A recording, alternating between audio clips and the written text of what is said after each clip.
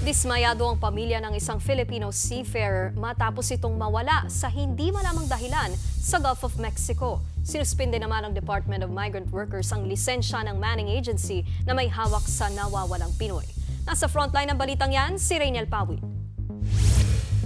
Ito ang ilan sa mga larawang ipinadala ng Pinoy seafarer na si Ralph Bobiles sa kanyang misis noong December 5. Kuha ito sa Veracruz Port sa Mexico, isang araw bago mawala si Ralph sa sinasakyang MV Prestige Ace. Sa Mexico pa lang nakababa na raw sana ng barko si Ralph, pero dahil sa aberya sa manpower, tumuloy pa ito pa Baltimore sa Amerika. Kung nag-crew change, sabi niya sa atin, hopefully dito po siya makakapag-spend ng Christmas and New Year. Kasi bunso po namin, birthday niya, January 9, pinag-uus din, natanong ko pa siya kung nandito na siya that time. Sabi niya pwedeng nandito na daw po siya sa Pinas. Sa nasa 20 Filipino crew sa barko, wala na raw sumagot sa mga mensahe ni Mau kung bakit nawala ang mister. Kung alam nila kung anong totoong nangyari, mahirap na laban ng consent sir, di ba?